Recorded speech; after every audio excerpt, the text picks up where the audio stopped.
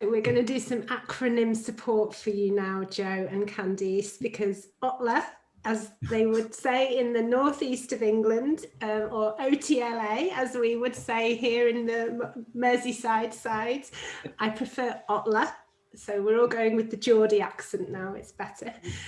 It stands for Outstanding Teaching, Learning and Assessment, and our funders, who are the Education and Training Foundation, established this programme in 2015, was it 2014? Always with an ambition to support amazing teaching, learning and assessment, but it is an action research programme. So when we talk about OTLA or OTLA, it's the name of the programme, but we are action research for further education. And further education occupies the space between 16 and university. And we have people here who work in prisons, who work in big colleges, adult learning services. So each council has an adult learning service. Oh, work-based learning. So perhaps working with lots of different employers. Have I missed anyone out? Third sector, voluntary sector. If I've missed anyone, do shout out. And we're quite we teach in so many different ways, but and again, I'm speaking for everyone, you hop on my head if you don't agree with it, but what binds us is our passion for social justice. Am I seeing some nods? And is that what most of us got into this for? Because it's not the glamorous sector in the UK, it's not where all the money is, it's where our hearts are.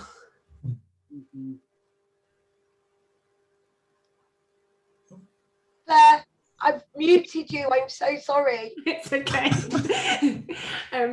And we've got a couple of minutes before the end of the break. Does anyone else want to try to describe what FE means to you for colleagues who perhaps haven't seen the further education sector while we're on our break? Does anyone want to say a few words?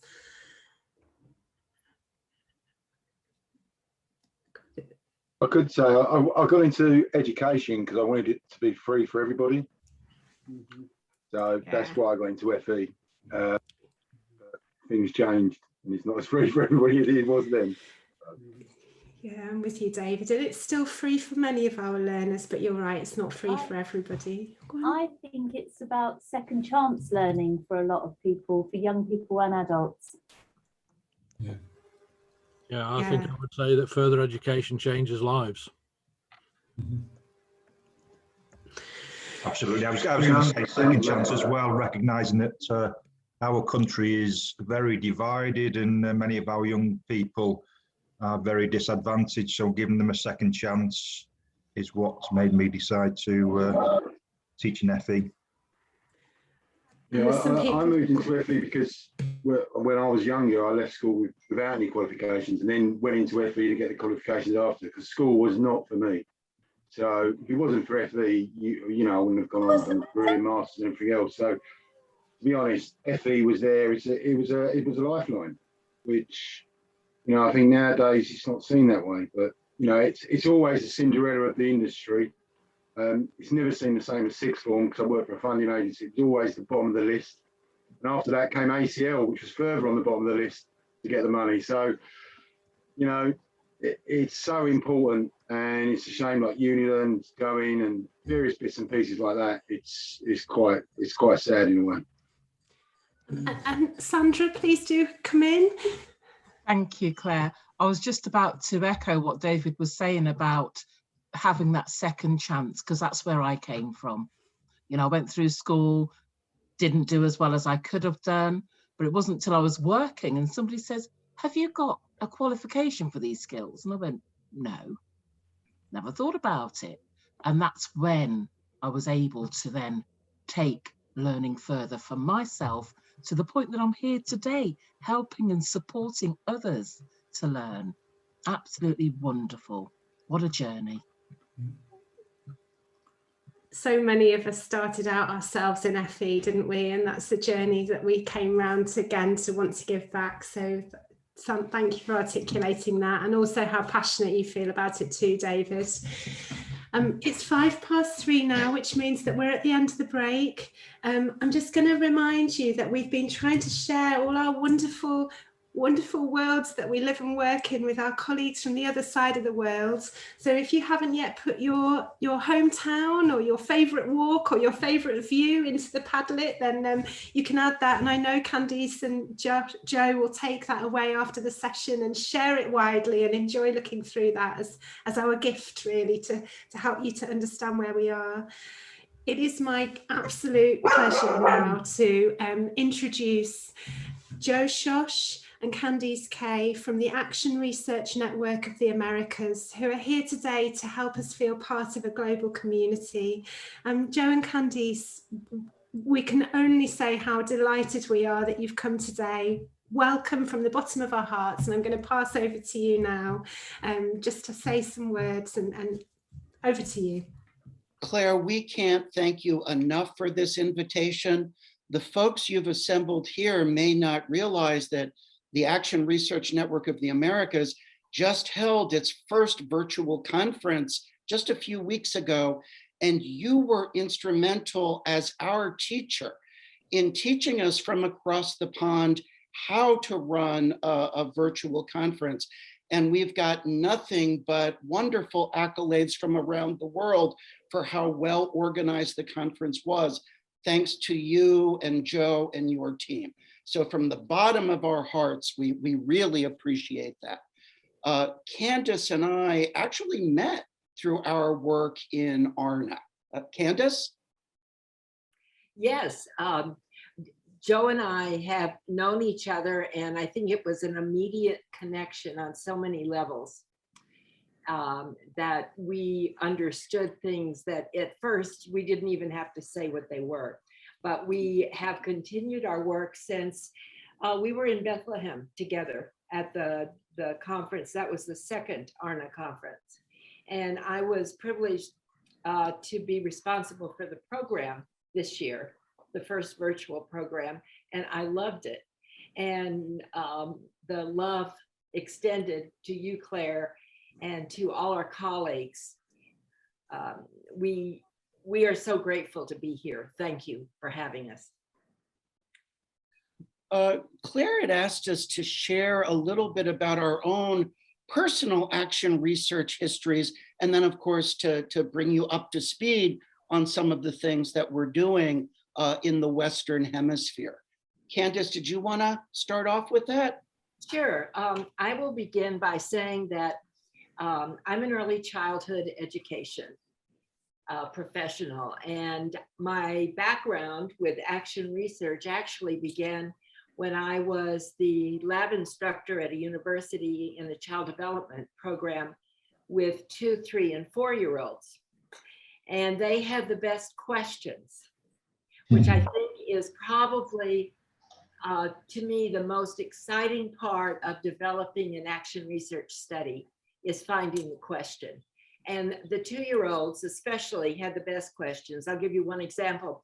My first action research project was with 2-year-olds, and we studied together what would be the best circle time. With 2-year-olds, you only have about 10 or 15 minutes, but we all worked together, and it was from a question. So one of the outcomes was having yoga twice a week that they suggested, only they called it yogurt. Yes. Then I went on to higher ed, and I was responsible for an ECE grad program where I was able to initiate and maintain an action research study outcome for an early childhood graduate program. This meant that my teacher education grad students were able to prepare and implement an action research study in their classroom within their 2.5-year program. And it was the outcome, rather than writing a master's thesis or a written exam requirement. And that was a fun time for me to go through the university process to get this.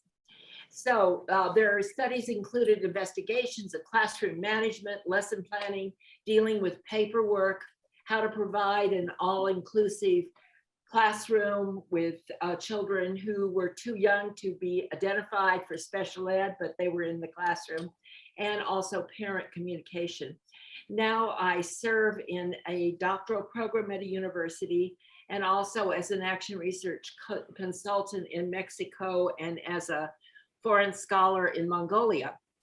And among the communities in Mexico I have worked with have been with families of children with Down syndrome and a marine research team who wants their work to become educational in elementary schools in my hometown of Puerto Vallarta, Mexico. I also began teaching and organizing an action research agenda at Mongolian National University of Education for teacher educators. The teacher educators are in the only city in Mongolia, Ulaanbaatar, and also the vast, beautiful countryside, which includes the Gobi Desert. Right now, I am involved in investigating how the young children from the nomadic people in the Gobi can begin their education, because it is not a part that's identified in the laws of Mongolia. I will be able to talk about that with my Mongolian colleagues at the carnival, the Carn event. I've been invited to be with the Mongolian colleagues. So that gives you an idea of how I'm involved with action research with teacher educators. Joe? You know, Candace, I listened to all that and I think I shouldn't be here today, okay? When I look at my autobiographical history, my grandfather worked at Bethlehem Steel, okay, in World War II, making munitions and then building steel beams for big American skyscrapers. My dad was a truck driver. My mom was a waitress and worked at a grocery store. And throughout most of American history, higher education has been limited to the upper classes and the upper middle class. And that was not me. My cousin was a bricklayer. I was the only one in my family to go to college, largely because I had no physical attributes. I couldn't see myself doing the things that they were doing. And I was lucky because I was good at English and mathematics, and that's what mattered to the schools. So I went to my local university and I became a teacher, and I thought my learning would be done. And I went into my local school with the curriculum that they gave me, and it was a failure. It didn't work. The kids were largely working class kids like me, and the curriculum they gave me just didn't meet their needs. So I closed my door, and I didn't know it, but I was doing action research. I was figuring out what works for these kids, what makes them want to engage and to learn. So I came to action research officially in the 1990s when I went on to grad school, because I just wanted to be a better teacher. And then I did a doctoral dissertation that was all about how to be an effective mentor to young people who were becoming secondary English language arts teachers. And yes, I read the research that the official academics had prepared, and it helped me. But who really taught me? It was the students who were in that class, and they made it clear, and we created knowledge together. For 20 years, I directed a master's degree program at my university that was designed to support teachers in, helping their kids ask questions. And I'm just incredibly thankful to have found CARN, the Collaborative Action Research Network based in the UK, because we had nothing like that in the Americas. And, Jean McNiff was there with us in San Diego when we were having conversations. What should we do? And of course, the idea was, let's take action. We brought graduate students to CARN conferences in the UK. It was long before the days of virtual conferences. And yet we recognized most American teachers and nurses and community workers simply weren't going to be able to afford to take a plane, to England to learn how to be better, that we needed to create something here. So we started the Action Research Network of the Americas. And every year we've asked ourselves questions. Our first conference was in San Francisco in 2013. Jean gave our first keynote address to get us started. And we asked ourselves, how do we invent and why do we reinvent knowledge? We can't just give our knowledge to the next generation, but we have to help the next generation invent knowledge for themselves. 2014, we were at my university. I live outside of Bethlehem, Pennsylvania, which is in the countryside, a little over an hour outside of New York City. And we asked, well, why does action research matter? So what? So much research has been done that hasn't improved people's lives for the better. So what can we do differently? 2015, we were in Ontario at the Ontario Institute for Studies in Education at the University of Toronto. And we asked ourselves, okay, what happens when we take action together? How can we have perhaps a greater impact by doing that? 2016, we met in Knoxville, Tennessee, and we met at the Highlander Center, which was an American institution for adult-based learning in the Appalachians that was designed to support the learning of folks who didn't have traditional credentials. What most Americans don't know is that our great civil rights work, Rosa Parks, Martin Luther King, wasn't just the work of great leaders by themselves, but it was really action research type efforts that were supported by folks like those at the Highlander Center. So we asked ourselves, how can we create meaningful change by looking differently at our history? 2017, we hosted our biggest conference in Cartagena, Colombia. And Colombia at that time had just come through a horrific civil war. So we examined, okay, what happens? How do you reconcile when you do research with those in your society with whom you were, not long ago at war? That was powerful for us. 2018, we were back in California to look at knowledge mobilization. So how do we make policy changes as a result of the research that we do? 2019 took us to Montreal in Quebec to talk about, okay, how do we not just research, but how do we also become activists who are in the public arena supporting our research? 2020, we canceled our conference due to COVID. And most recently, 2021, Candace was the program chair for our very first virtual conference in Puerto Vallarta, Mexico. And there were some incredible presentations and work done there. Candace? Yes, I want to mention the themes of the action research, especially for teacher educators. I invite everybody to the call for papers for ARNA 2022 will go out this fall. But the ones for my baby, my program, the 2021, ARNA represents Global North, which is Canada, the United States. Global South is also represented by Mexico, and then the rest of the Latin Americas. However, with the virtual conference in 2021, it was really global. And some of the most prominent themes were community participatory action research questions and what the studies were. There were concerns, including identifying community as the classroom.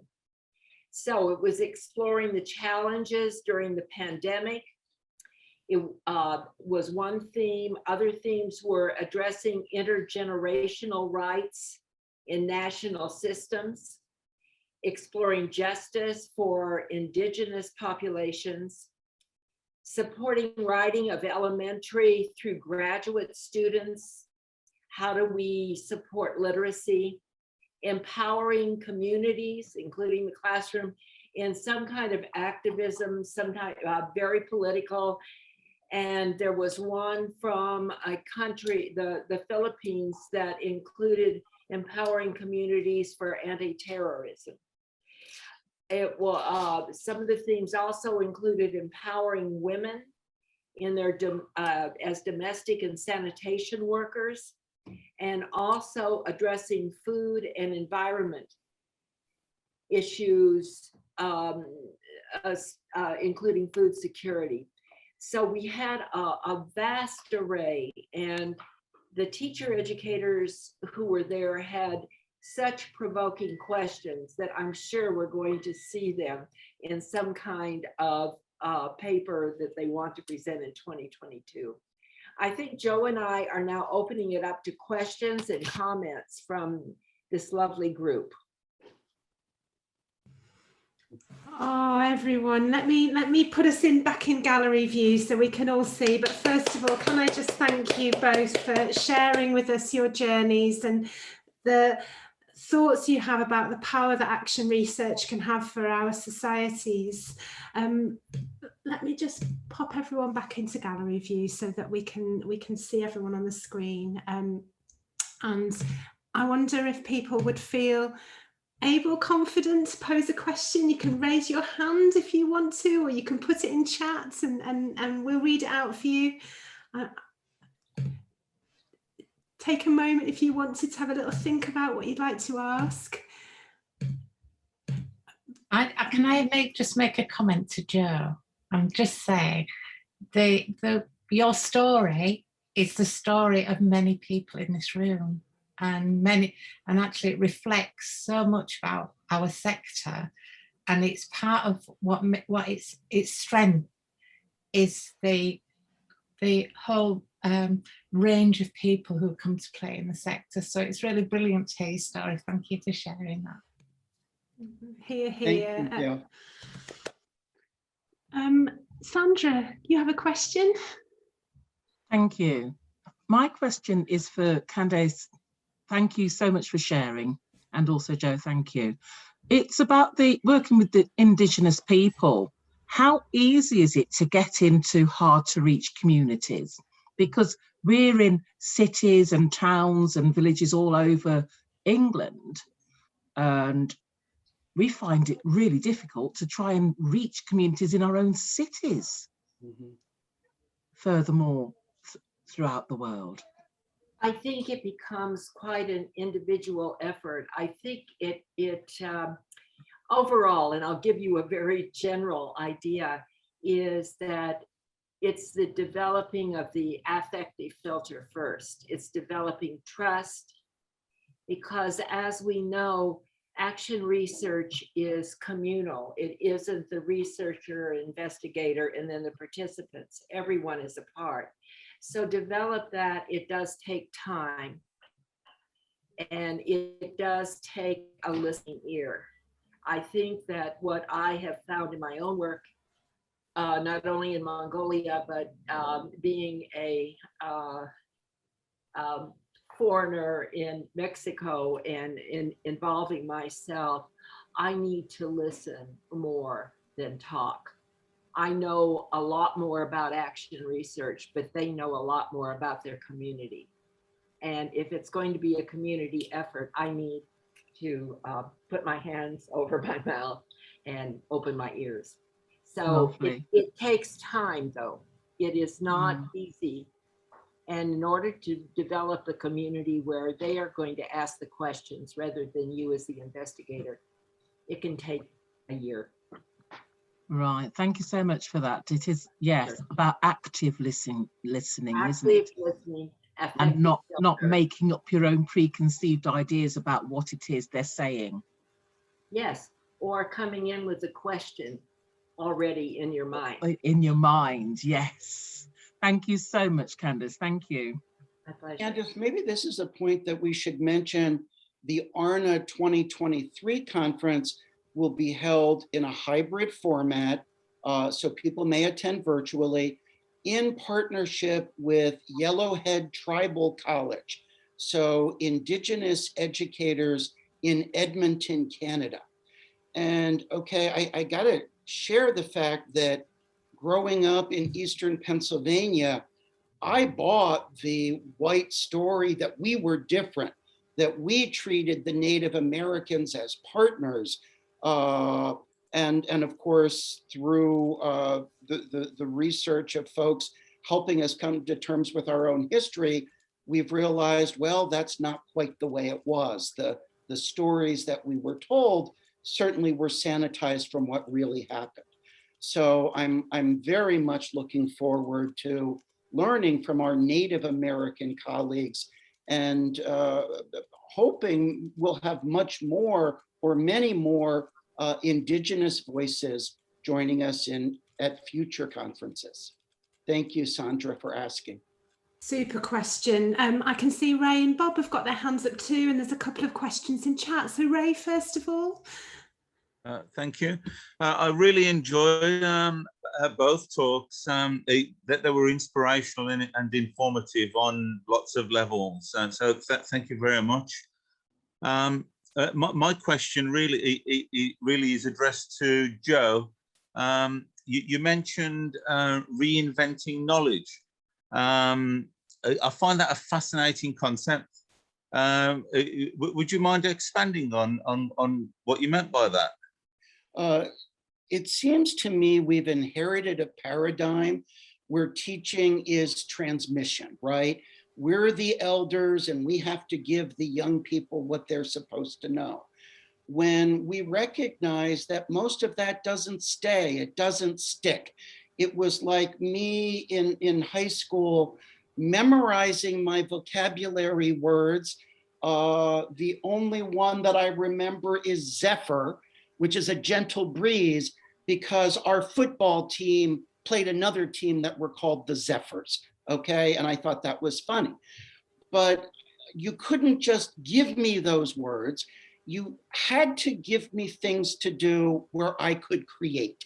So when I'm working with teachers, it's how do we create meaningful inquiry-based approaches where children can learn and create. We all, as educators, are given probably best practices of what we're supposed to do. And we recognize that those best practices don't work for every child. It's not just a recipe. It's not just a cookbook. You can't just go to the library and watch a video or look at the best teacher ever who did research and know what to do. You've got to create your own knowledge.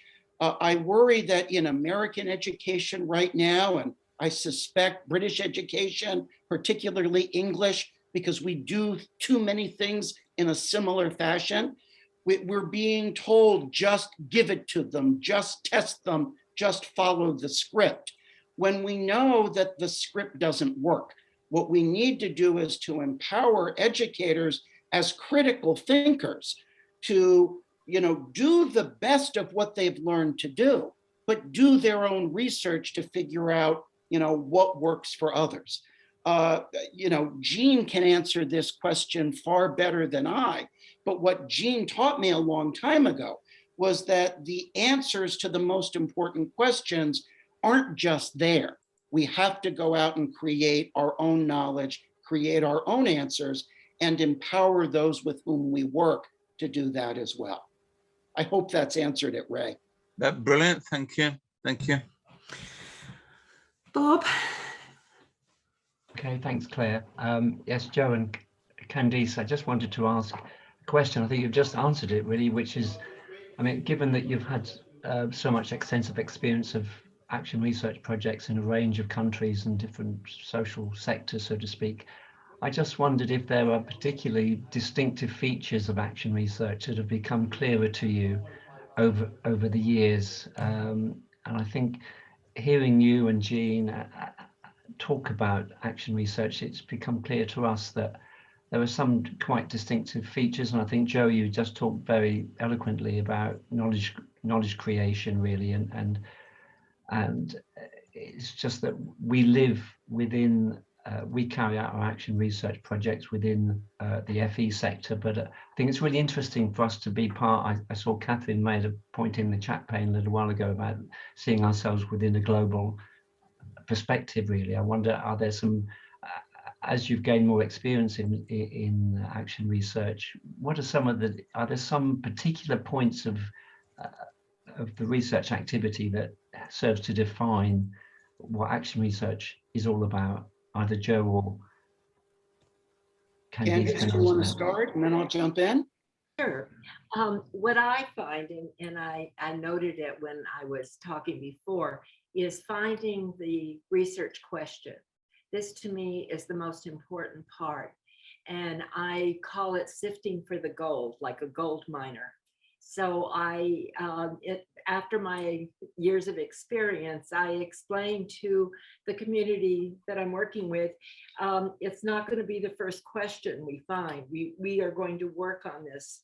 There will be other questions and we can note it, but as we know, action research is a cycle and we can ask those later. So I think finding the research question is one of the most important parts. Because then it motivates and gives us the power to continue because of the passion that we feel for the question. I also, and I noted it on the chat, that I find in working with indigenous populations, a lot of my work is in Mongolia, that there is a storytelling process.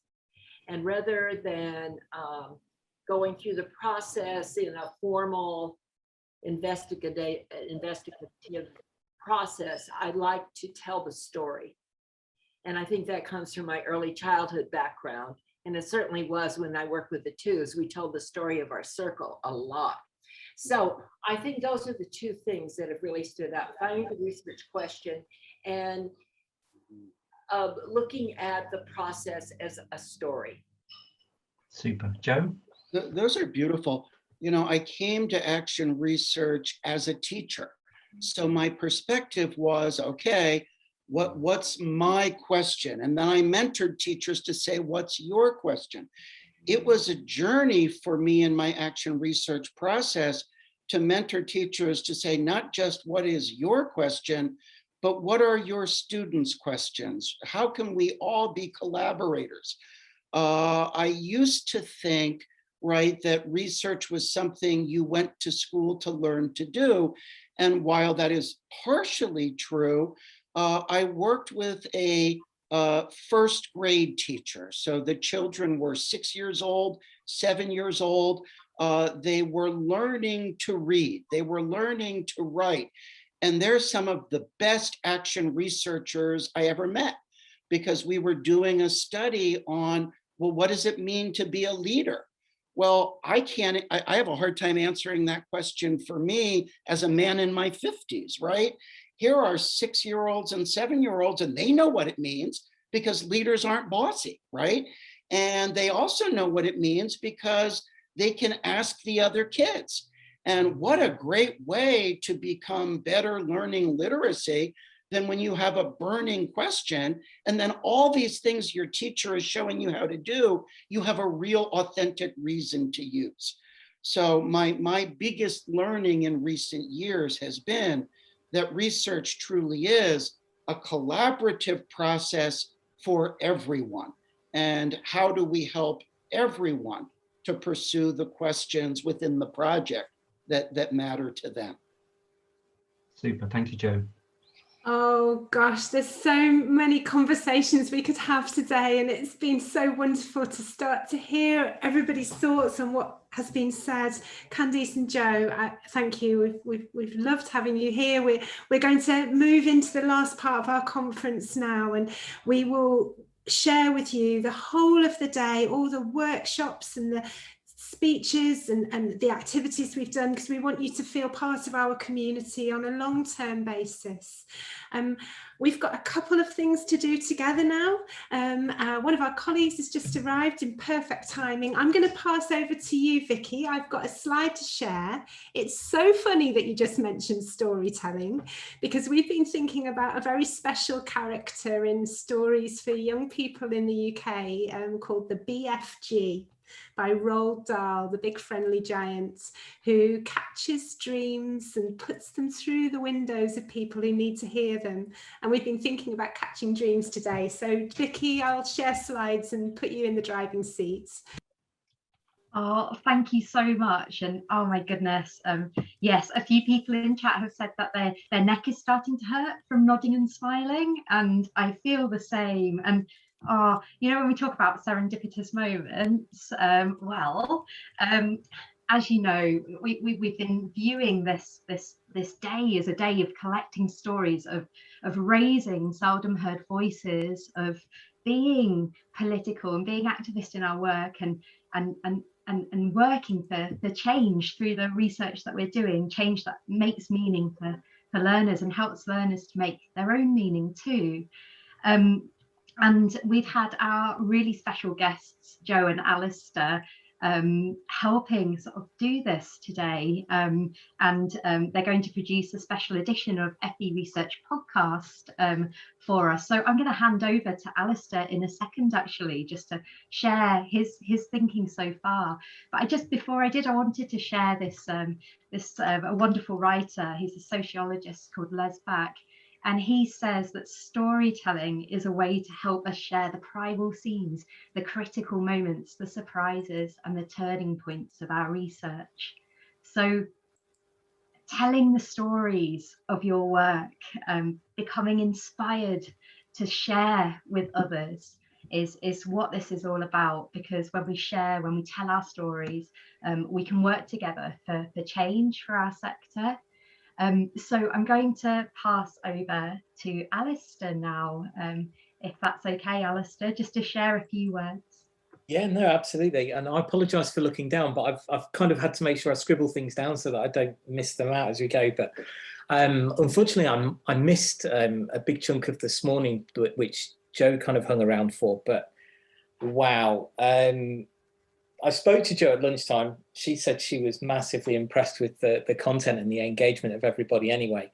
So this kind of set the bar high for me, but she was raving about listening about research on fake news, using horror and beach cleanups, which she was really impressed with, because she kept going on about them. And I'm sure you can imagine Jo's animated status while she was kind of talking through those at the same time.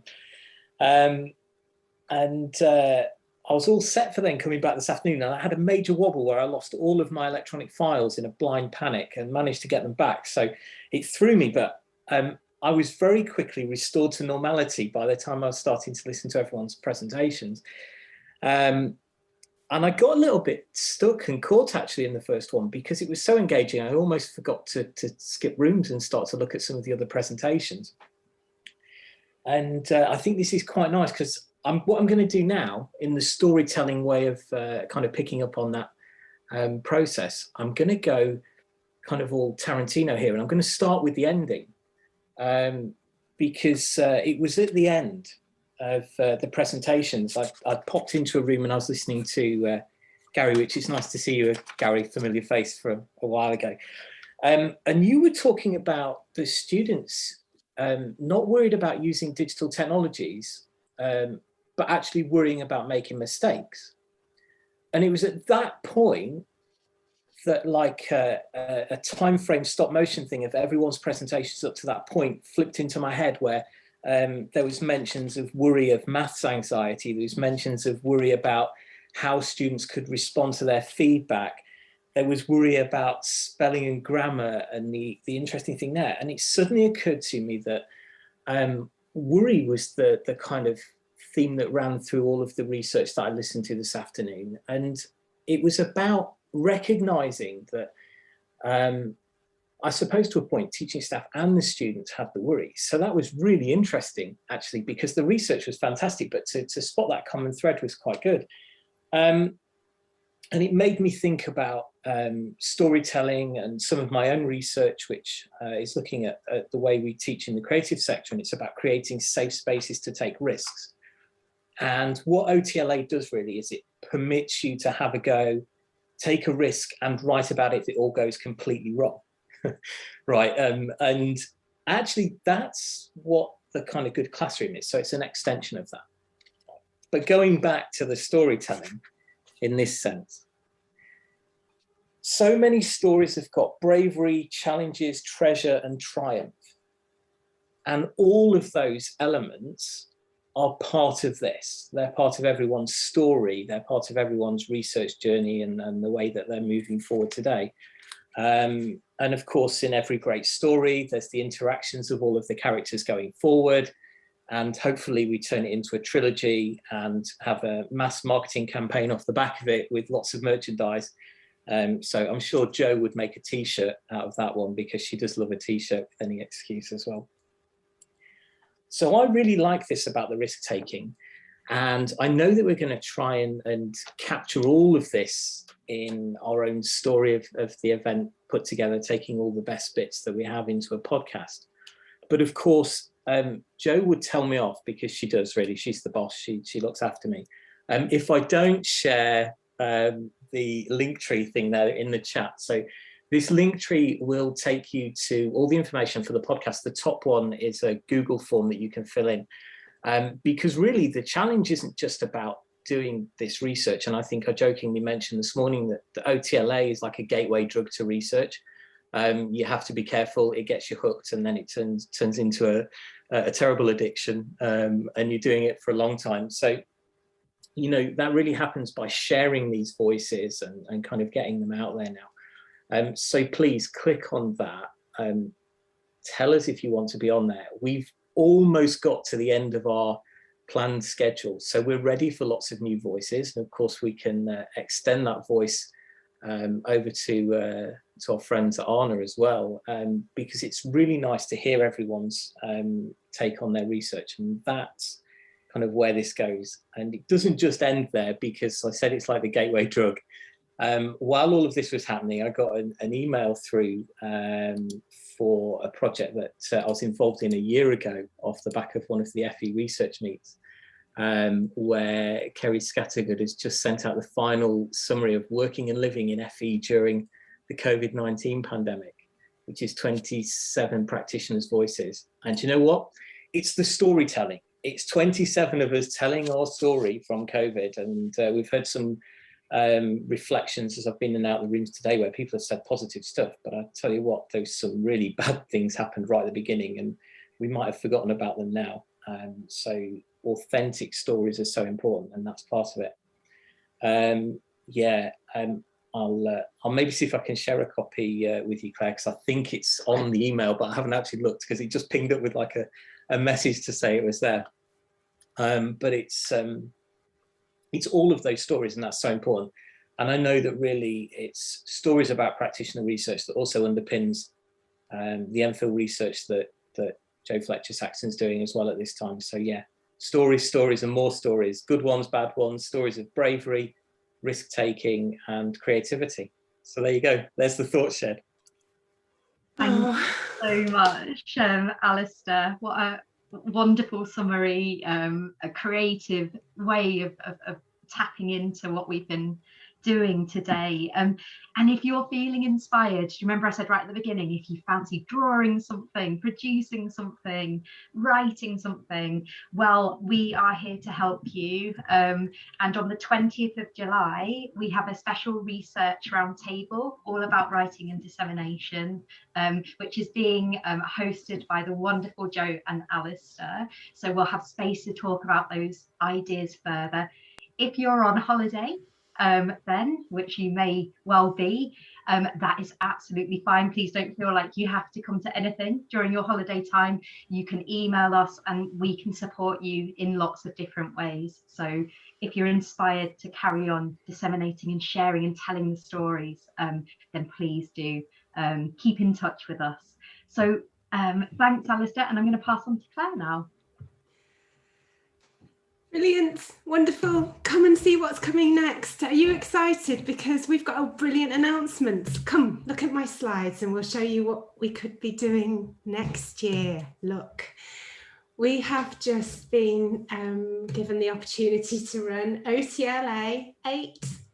And for the first time in the history of the DFE and OTLA projects, they have awarded a 3-year project. So if you don't go on this year, you can go on next year or the year after. It's so exciting. And we positively encourage new action research projects, but we also encourage those of you who've still got work to do to come on board and carry on that work through the programme next year. Now maths colleagues, I'm so sorry, but we're not doing maths next year. For you, the projects will continue through the Centres for Excellence in Maths. It's going to be English, ESOL, for our American colleagues, English for speakers of other languages, and essential digital skills. And if you're a maths person and you think, I can't stop, you could always do language, couldn't you? I just thought I'd throw that out there. There's literacy and maths too. Anywho, so please find out more, and you can go onto this short link, bit.ly/OTLA_8. Would somebody pop that in chat for me? And you can apply for the programme. The applications close on the 2nd of August. And as always, there will be a grant provided by the Education and Training Foundation to support action research. Tell your colleagues. Somebody had a question earlier about how can we inspire others. Oh, I think it was you, Holly. How can we inspire others to do action research? Tell them your experiences this year and encourage them to take part. But that's not all. There's also going to be a summer school, a research summer school with Jean. And if that's something that you're interested in, it's a first come, first served. And there's only 20 places, so quick. It will be every Tuesday from the 17th of August for 6 weeks. And in all honesty, if you can't get on, if we get oversubscribed, that just tells us we need to run it again. And Jean, I haven't said that to you yet, so I hope you're prepared. But we will keep that's good. We'll keep a waiting list. So if you're disappointed this time, then don't worry, we will make sure there's space for you to do it again. So there's a research summer school with Jean. And that's not it. On the 20th of July, again between 3:30 and 5, there's a writing and dissemination research roundtable, which is what Vicky was just talking about, with Joe and Alistair from FE Research Podcast. We are excited to see you there too. And you can sign up for all these opportunities on this link. Chloe, would you mind putting that link to the OTLA 7 page, or another colleague in chat as well? It's all in chat for you. Hey, it's all done. So look at these opportunities coming up. A new programme, and that new programme will continue all the way through to 2024, which is super exciting. There is a chance to be with Jean in the summer, which, well, it's a no-brainer, isn't it? And then woohoo! And then a writing and dissemination roundtable on the 20th of July. And I need to also say, don't forget to get your money. And so you can invoice Joe. So Joe, do you want to just shout hello? Joe Byrne? Hello. Hello. Joe's the person to invoice for your final installment. If you don't invoice us, we can't pay you. So please do. And then you can find out more by going onto our webpage, where you'll see our Padlet board, including everything from today. Lots of all those opportunities that I've just been talking about, all our newsletters from past and present, and links to previous rounds of OTLA research. We're going to be updating that over the summer because we do go all the way back to 2014 on various programmes. And then one final thing to leave you with. How are you feeling right now, everybody? How are you feeling about being the end of term, about OTLA? How are you feeling about action research and about possibilities for the future? And to answer that question, hold on, I need to put the thing on the I need to put my Menti up. Vicky, fill for me a second while I do that. Hang on a minute. Let's do that. No filling needed. We'll share the mental link in a second, just to finish off, to capture our thinking together. Wonderful. That's it. Closing question and present. So if I can push that now. Okay, so let's push that on the screen again. It's a word cloud. Let us know how you're feeling right now. The code is, so go to menti.com, www.menti.com, enter the code 77616125. So that's 77616125. I'm going to stop sharing my slides. I'm going to pull that word cloud up on the screen, and let's see how you're feeling.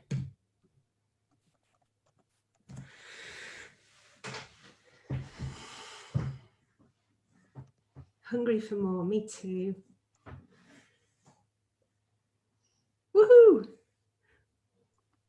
Excited for the next chapter. Exhausted, yeah, hey, you've been working your socks off this term. Exhausted is a very legitimate feeling. Exhilarated, excited, connected as music to my ears. Our Padlet shows us we're all around the country, aren't we? But we're connected by this programme. I don't think we can see it, our end. Yeah, oh, I've been having a lovely time on my own there. Hang on a minute. Right. I think a few of us didn't know whether it was just us or not. I haven't been really enjoying myself there. I'll stop reading out and I'll just let you absorb that. So, part of a community. We're going to work harder. Frazzled, yeah, you again, perfectly legitimate at the end of this year. It's been a heck of a year. Empowered, grateful, exhausted, envisioned, equipped, emotional. I'm feeling a bit emotional too. Pleased, supported. Brain explosion. Yay, hungry for more. Inspired is so big on the screen. That must have been loads of you have been saying that, which is wonderful. Oh, I'm going to stop sharing now, and we'll share all these mentees with you afterwards. I am going to remind you that you can get in touch with us anytime. Some of us will be working over the summer, so if you've got your phone to hand, you just want to take a snapshot of the screen. That's our email address. That CC Pathways site will take you to where you need to go. Hashtag OTLA if you're on Twitter. Thanks as always to our funders, our brilliant funders, the Education and Training Foundation, who support us to support you. We've had excellent support this year, and we know we will continue to have. I'm going to stop sharing now because it's the end of a long term, and I just want to say to you all, it's been an absolute joy and pleasure to work with you today. We can't wait to share all of the recordings with you after the session, and we wish you a wonderful summer. And we hope to see you at the various events and get those applications in, and take care.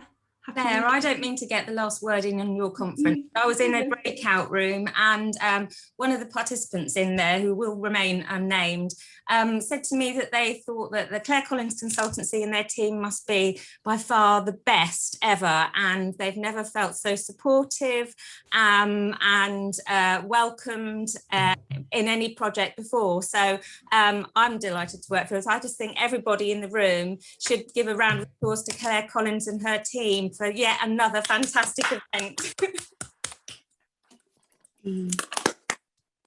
We've got the best jobs in the world. That's very nice of you to share that, though. Thank you, Rachel.